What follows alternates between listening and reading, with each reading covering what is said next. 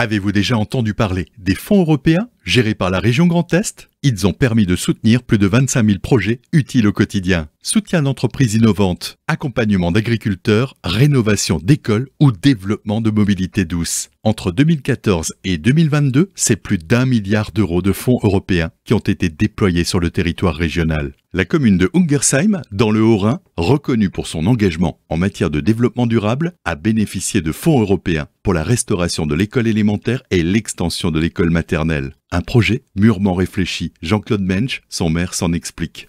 Il y avait un engagement concret et très positif de la part des enseignants, du directeur d'école et des élèves. En matière d'économie d'énergie, les enfants, ils ont un jardin pédagogique et tout ceci a contribué à ce qu'ils montent un dossier qui leur permet de décrocher le label École Démarche Développement Durable, E3D, et le label en même temps Éco-École, donc un label associatif délivré au niveau national. Tout ceci a créé une forte émulation qui nous a incité à aller plus loin et à donc rénover un bâtiment pour le transformer en bâtiment à énergie positive à partir d'une coque qui était en rénovation thermique, un bâtiment basse consommation avec de l'isolation extérieure biosourcée, avec du triple vitrage et une ventilation double flux. Ce projet a été rendu possible grâce aux fonds européens gérés par la région Grand Est. C'était un projet qui était d'importance en matière d'investissement. Sans le concours de la région qui gère les fonds européens, nous ne pouvions pas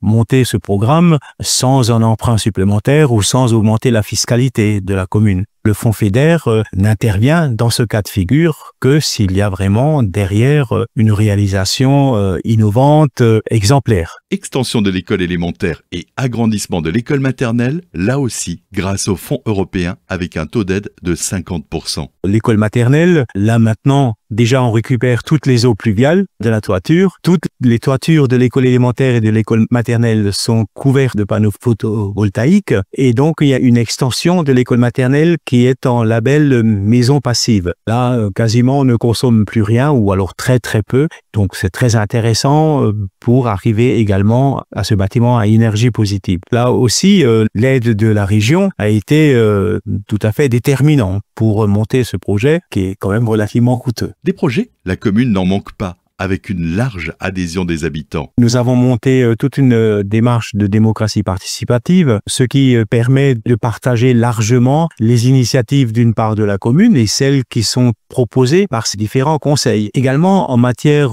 d'exemplarité, les habitants de la commune, les parents des élèves peuvent constater que derrière, il y a des choses intéressantes sur le budget communal qui peuvent aussi être intéressantes pour un budget familial. Et donc, des initiatives de ce type pour mieux isoler leur maison, pour mettre en place des panneaux photovoltaïques ou des panneaux solaires thermiques pour chauffer l'eau. Donc, toutes ces initiatives sont aussi encouragées par la commune avec une petite prime, ce qui fait que ça crée de l'émulation, ça marche très bien dans une forme pédagogique. Un bel exemple d'échange participatif avec la volonté de servir d'exemple pour d'autres communes, mais aussi pour les lycées du Grand Est. C'était une coproduction des radios associatives avec le soutien de la région Grand Est.